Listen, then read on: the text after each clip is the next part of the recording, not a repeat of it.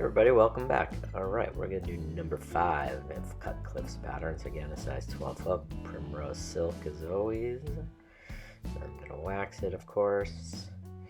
Now this is a mix of sable fur and water rat. You could just do the sable fur, and my water rat mix is mouse and pine squirrel. This is kind of what the dubbing looks like together.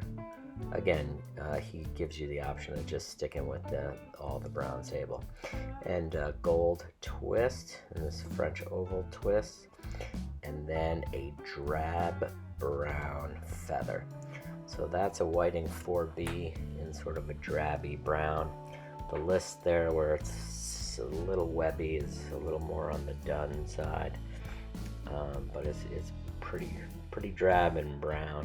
And I'm going to try and use the part of the feather where there isn't as much of that web. The web is there a little bit away from the tip, so near the end. So tying your silk, of course, then grab that gold oval twist, and I'm keeping it on the far side, wrapping back most of the way back.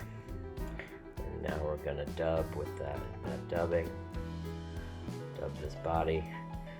These the rhythm of these patterns is pretty straightforward and simple, and it's really the blend of dubbing, which changes the game, and the choice of the hackle, and of course the rib too. So this is a nice spiky grayish brown. It's a brown drab dubbing, no doubt about that.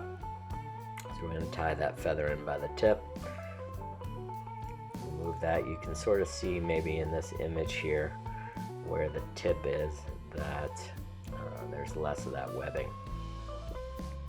So we're gonna use mostly web-free fibers.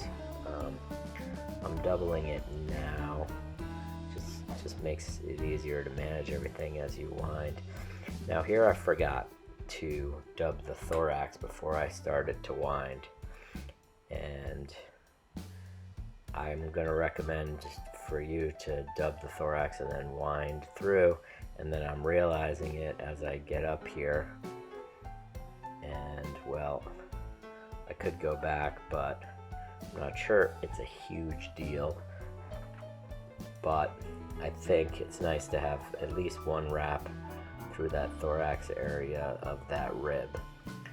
But again, not 100% necessary. You could also tie all the flies with a rib this way as well, up to you. You know, Cutcliffe did bring the rib through the thorax, so here I don't have that.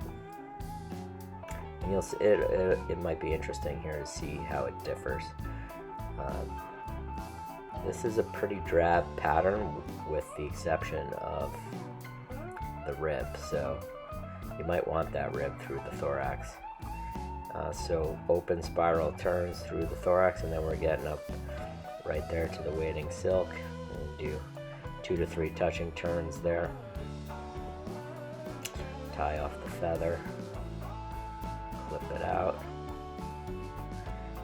and make the head and whip finish.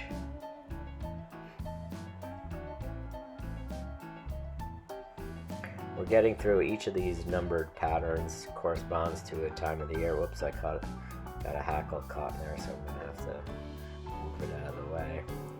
But as we go through, each of the numbers corresponds to a time of year, a month of the year.